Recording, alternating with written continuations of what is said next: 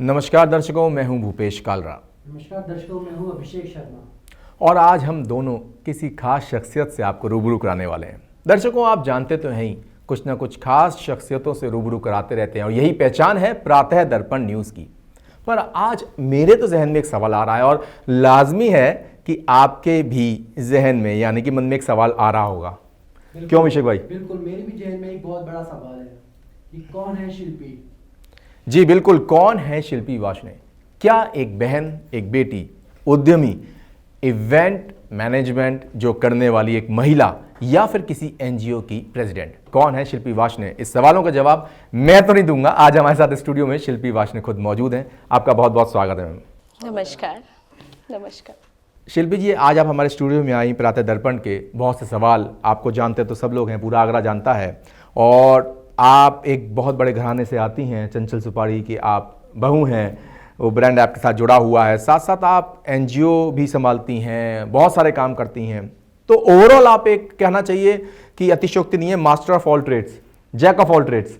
तो किस तरह से काम संभालती हैं, क्या हैं आप, आज हमारे दर्शकों को बताइए।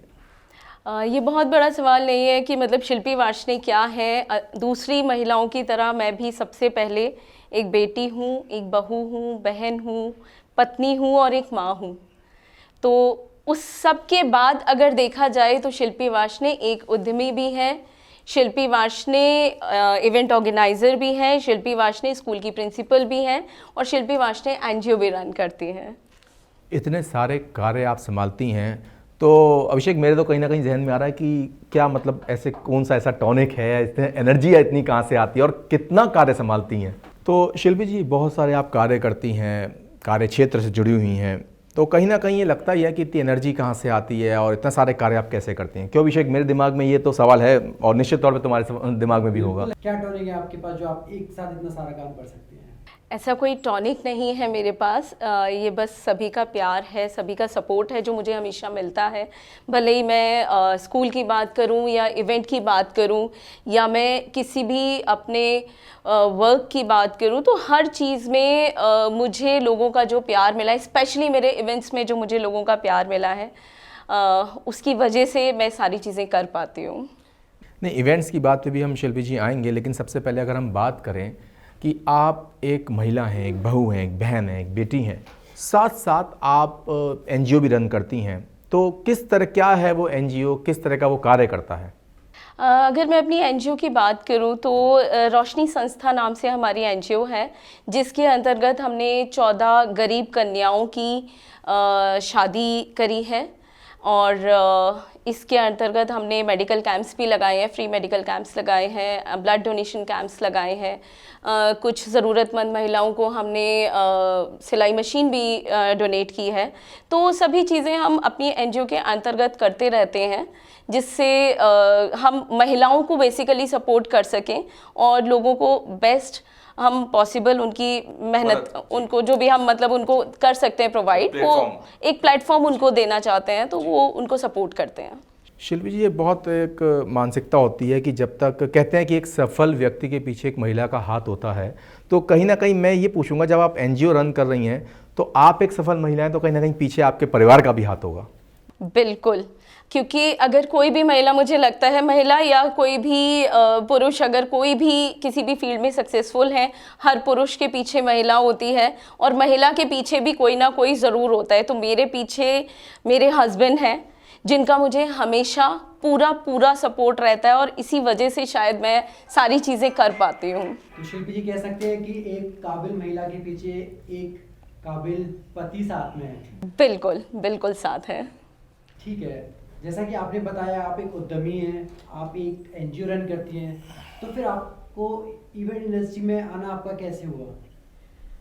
जब मैं शादी होकर शायद इस परिवार में आई थी, उसी वक्त, या मैं उससे पहले की भी अगर कहूँ, तो शुरू से मेरे मन में था कि मुझे खुद का कुछ करना है, अपनी पहचान बनानी है। और वो अपनी जो पहचान थी उसको लेकर शायद कुछ साल तो मैं शादी, बच्चे, उसमें बिज़ी हो गई। लेकिन हाँ, उसके बाद मैंने स्टार्टिंग करी 2009 से, जब मैंने अपना बुटीक डाला।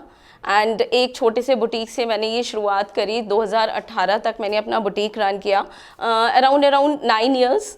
एंड 2015 में मैंने अपना स्कूल डाला और स्कूल मेरा अभी तक वर्किंग है और उसको मैं हमेशा कंटिन्यू रखूँगी। बुटीक में क्लोज़ कर चुकी हूँ एंड 2017 से मैंने इवेंट इंडस्ट्री में कदम रखा और 2017 से ही मेरी एनजीओ भी रजिस्टर हुई। एंड तब से बस ये जो अपनी पहचान वाला सफ़र है वो चलता आ रहा है और मुझे लगता है कि ये जो अपनी पहचान वाला सफ़र है ये मैं दूसरों में भी जगा सकूं। इसीलिए मैं जितने भी ये मेरे इवेंट्स हैं या मेरी एनजीओ के थ्रू मैं जो भी चीज़ें करती हूँ वो मुझे लगता है कि यही चीज़ जागरूक करने के लिए है कि हर इंसान को अपनी पहचान ज़रूर बनानी चाहिए। ये आपने एक बहुत अच्छी बात कही शिल्पी जी, की अपनी पहचान बनानी चाहिए। लेकिन हम लोग देखते हैं ज़्यादातर महिलाएं एक होम मेकर, एक हाउसवाइफ की भूमिका निभाती हैं और कहीं ना कहीं उनके जहन में, उनके मन में होता है कि मुझे कुछ करना है, अपने पैरों पे खड़ा होना है, लेकिन परिस्थितियों के अनुसार वो कभी नहीं कर पाती। लेकिन आपके साथ ये चीज़ नहीं थी, आपको फैमिली का सपोर्ट भी मिला। परंतु एक बात बताइए मुझे, जो मेरे भी मन में एक सवाल तो कौंध रहा है और दर्शकों आपके भी ज़रूर ये सवाल आ रहा होगा कि जब आपने संस्था बनाई तो कहीं ना कहीं बहुत सी, कहते हैं ना कि डिफ़िकल्टीज़ आती हैं, स्वेट करते हैं हम उनको, स्ट्रेंथ होती है, हमारी वीकनेस होती है, अपॉर्चुनिटीज़ आती हैं, थ्रेट आती हैं, तो कैसे उसको सामना किया, घर को भी संभाला और इन चीज़ों को भी संभाला? देखिए, कभी भी कोई भी इंसान, मुझे लगता है, कुछ भी करने के लिए जाता है तो कुछ भी आसान नहीं होता है। जो आसान दिखता है शायद वो सफलता का रास्ता ही नहीं है। तो जो मुश्किल रास्ते पड़ते हैं, उन मुश्किलों का सामना करते हुए जब हम उस ऊंचाई को हासिल करते हैं तो उसकी हम प्रॉपर कदर कर पाते हैं। तो मुश्किलें आना तो बहुत अच्छी चीज़ है। अच्छा, अगर हम शिल्पी जी बात करें, आपने बताया 2017 से आप एक एनजीओ जिसका नाम रोशनी है उसको आप रन कर रही हैं। बहुत जगह देखा जाता है कि एनजीओज़ का जो काम होता है वो प्रैक्टिकल ग्राउंड्स में नहीं देख पाते लोग, या कहना चाहिए कि जो सहायता मिलनी चाहिए वो वहाँ तक नहीं पहुँच पाती। तो इस बारे में आप क्या कहेंगी? ऐसा क्या खास करता है आपका एनजीओ दूसरों से, अगर हम बात करें? अगर मैं अपनी एनजीओ की बात करूं, रोशनी संस्था हमारी एनजीओ का नाम है एंड इसके अंतर्गत हम किसी बाहर से, कहीं से कोई सपोर्ट नहीं लेते हैं, किसी से कोई डोनेशन नहीं लेते हैं एंड जो भी चीज़ें करते हैं हम अपनी एनजीओ के अंतर्गत ही करते हैं। एंड हमने अब तक जो भी किया है, जैसे हमने गरीब कन्याओं की शादी करी तो उसमें भी हमने किसी का सपोर्ट नहीं लिया, ये कम्प्लीटली हमने 14 शादियाँ करी। देन जब भी कुछ भी चीज़ें पड़ती हैं तो उन पे हम यही सोचते हैं कि हम इसमें अपना जितना भी लोगों को मैक्सिमम हेल्प है अपनी तरफ से ही प्रोवाइड कर सकें। तो वो सारी चीज़ें हम इससे करते हैं। हम इसमें दूसरों के आश्रित नहीं रहते कि कोई आए तब हमें हेल्प करे, तब हम आगे किसी की हेल्प करें। हम खुद से जो चीज़ें हो पाती हैं वो लोगों के लिए प्रोवाइड करते हैं। पर शिल्पी जी, जब एनजीओ स्टार्ट होता है तो कहीं ना कहीं गवर्नमेंट से भी फंडिंग होती है, तो या फिर और भी आउटसोर्स होते हैं जहाँ से फंडिंग होती है, तो क्या रोशनी एनजीओ भी ऐसा कुछ करती है या आप खुद ही फंडिंग कर? नहीं, अभी तक हमने गवर्नमेंट फंडिंग के लिए कभी अप्लाई भी नहीं किया है और अभी फ्यूचर में भी हमारे ऐसी कोई प्लानिंग नहीं है कि हम गवर्नमेंट फंडिंग के लिए कुछ अप्लाई करें। एंड जो भी चीज़ें चलती हैं हमारी एनजीओ में, हम अपने ही थ्रू सारी चीज़ें करते हैं। एनजीओ क्या है, सोशल वर्क क्या है, आप दूसरों से हेल्प लेके एंड देन दूसरों की मदद कर रहे हैं। उसके बजाय आप जितना कर पाते हैं उतनी आप दूसरों की मदद करिए। कभी आप छोटा कर पा रहे हैं तो छोटी मदद कीजिए, बड़ा कर पा रहे हैं तो बड़ी मदद कीजिए। पर कहते हैं जब ऊपर वाला देता है तो देने में भी आपत्ति नहीं होती, देने में भी हमें अंदर से खुशी मिलती है। और कहते हैं जब ऊपर वाला दे रहा है तो हमें भी देना चाहिए दोनों हाथ से। और वैसा आप कर भी रहे हैं। और इवेंट का भी अभिषेक इनका काम है, तो इवेंट के बारे में आप क्या? शिल्पी जी, मेरा आपसे एक सवाल है। जैसा कि लोग बोलते हैं और हमने भी सुना है, शायद आपने भी सुना होगा, कि लोग इवेंट तो करते हैं लेकिन अपने पार्टिसिपेंट को वो प्लेटफॉर्म नहीं दे पाते हैं। तो क्या आपका इस टैलेंट ग्रुप उस चीज़ को कर पाता है?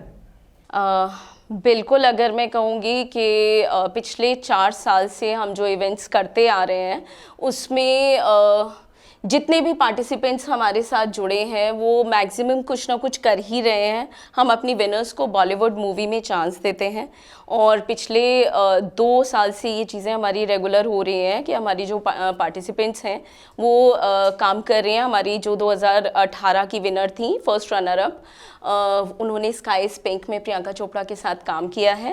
एंड हमारी जो लास्ट ईयर की विनर थी 2019 की, बिकॉज 20 में तो हमने इवेंट नहीं किया बिकॉज ऑफ कोरोना, एंड 19 की जो विनर थी वो भी अभी अपकमिंग बॉलीवुड मूवी में काम कर रही हैं। तो हम जितनी भी बाकी अगर हम और पार्टिसिपेंट्स को भी देखें तो सभी अपने अपने लेवल पे कुछ ना कुछ कर रहे हैं।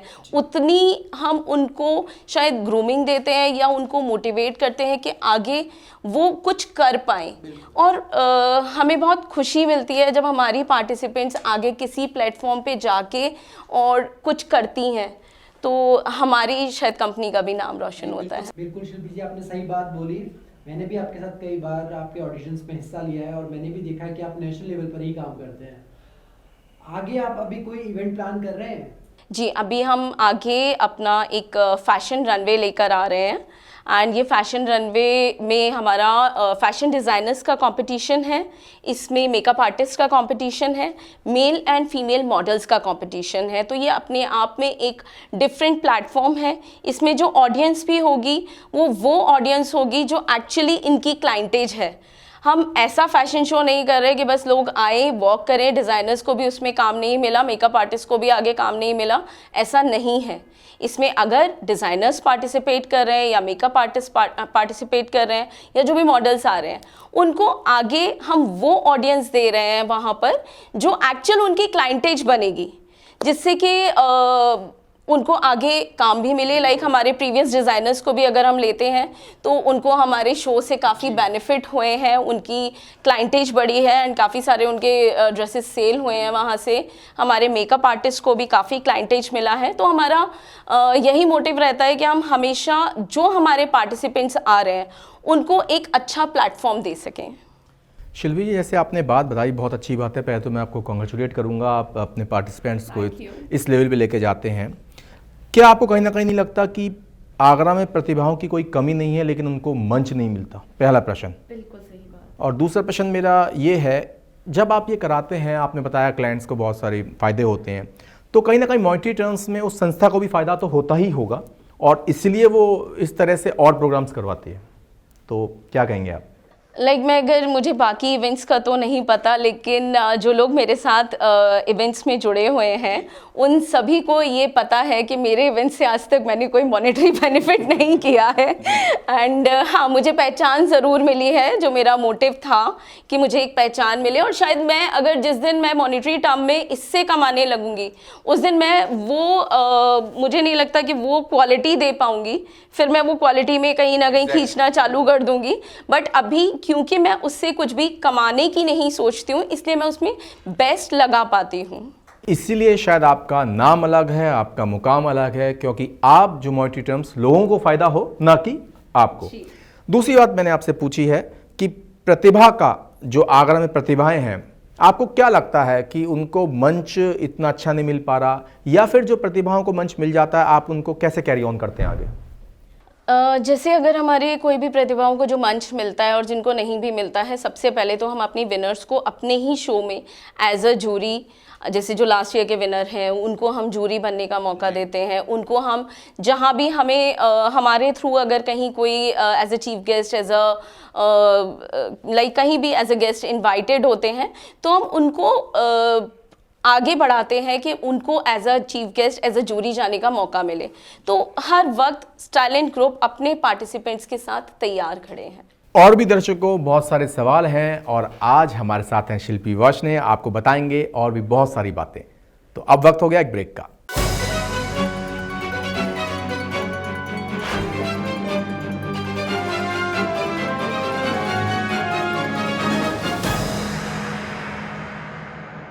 ब्रेक के बाद आपका एक बार फिर से स्वागत है। मैं हूं भूपेश कालरा और आप देख रहे हैं प्रातः दर्पण न्यूज़। आज हमारे स्टूडियो में शिल्पी वैष्णव जी मौजूद हैं। शिल्पी जी, ब्रेक पे जाने से पहले बहुत से सवाल चल रहे थे और आपने उनका बहुत ही अच्छा जवाब दिया, लेकिन अभी दर्शकों, अभी सवाल खत्म नहीं हुए हैं। शिल्पी जी, मेरा एक आखिरी सवाल आपसे है। जैसा कि आप स्कूल रन करते हैं, एक एनजीओ रन करते हैं और इवेंट्स भी ऑर्गेनाइज करते हैं। तो क्या इन फ्यूचर आप एक पॉलिटिक्स ज्वाइन करने का इरादा है आपका? मैंने कभी कोई चीज़ें प्लान नहीं करी। लाइक जब मैंने बुटीक स्टार्ट किया था तब मैंने कुछ भी प्लान नहीं किया था। एंड जब मैंने स्कूल डाला तब भी कुछ भी प्लान नहीं था। हाँ, बस दिमाग में था कि मुझे एक स्कूल खोलना है। ऑल ऑफ अ सडन जब मेरे सामने अपॉर्चुनिटी आई तो आई ग्रैब्ड इट। एंड एनजीओ भी मैंने जब खोली तो वो पहले से प्लान नहीं थी, उस वक्त खोली गई। तो पॉलिटिक्स अब भी ऐसा जहन में नहीं है, पर हाँ इन फ्यूचर अगर कुछ अच्छी अपॉर्चुनिटी आती है तो डेफिनेटली, मतलब किसी चीज़ के लिए खुद को रोकना नहीं चाहिए। एग्जैक्टली।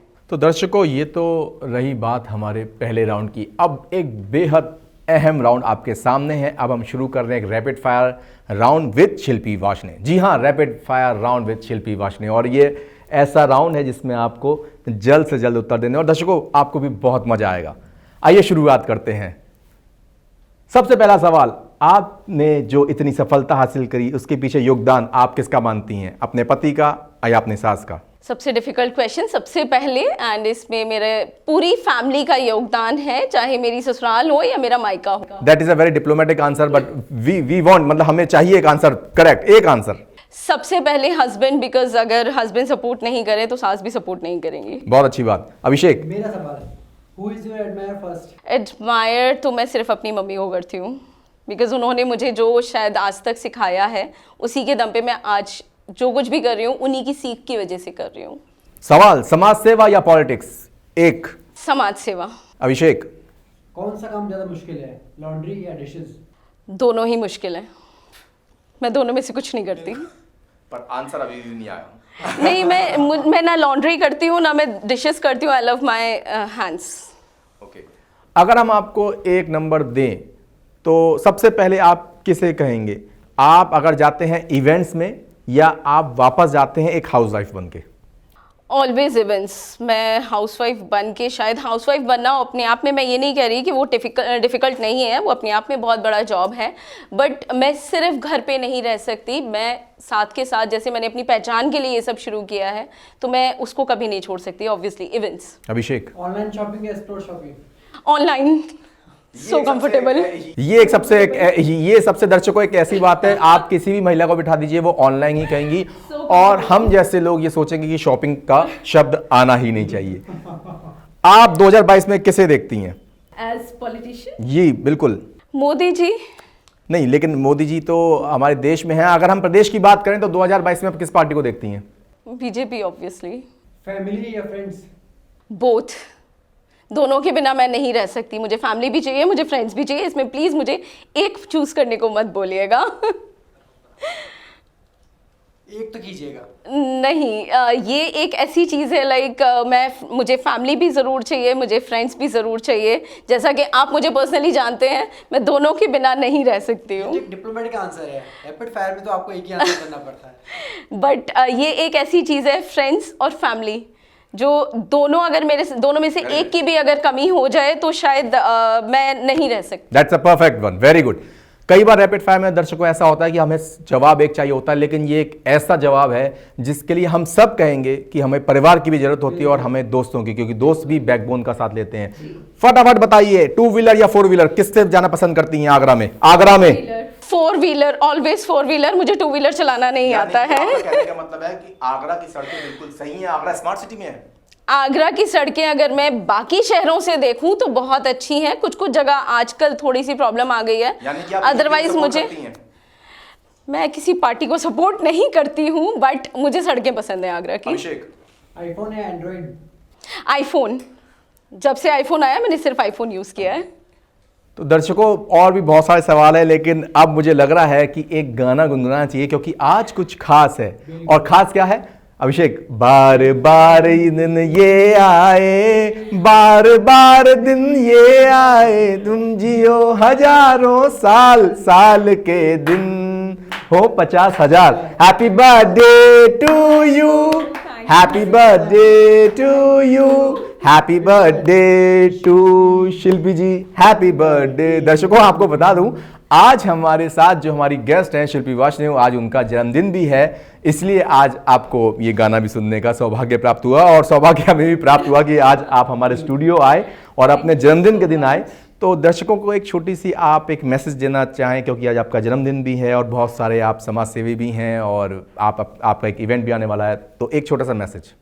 मैं बस यही कहना चाहूँगी, कभी भी इंसान को खुद को रोकना नहीं चाहिए। हर किसी के आगे लाइफ में अपॉर्चुनिटी ज़रूर आती है। जो काफ़ी लोग कहते हैं कि अगर मुझे एक मौका मिले तो मैं ये कर लूँ, पर मुझे लगता है हर इंसान को ज़िंदगी में 2 बार मौके ज़रूर मिलते हैं। बस आपको उन मौक़ों को पहचानना है। मुश्किलें ज़रूर आएंगी, कुछ भी आसान नहीं होता है। जो आसानी से मिल जाए वो आपका रास्ता है ही नहीं, वहाँ आपको मंजिल मिलने वाली ही नहीं है।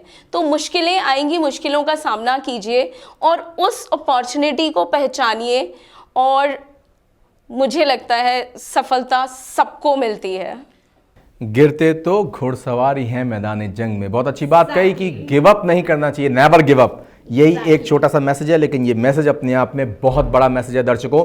नेवर गिव अप, आप कभी गिव अप मत करिए। और इन्हीं के साथ आपका बहुत बहुत धन्यवाद। आज आप हमारे स्टूडियो में आई, प्रातः दर्पण न्यूज़ के आप स्टूडियो में आई। आप पूरी टीम की तरफ से आपको एक बार फिर से जन्मदिन की बहुत बहुत शुभकामनाएं। नमस्कार।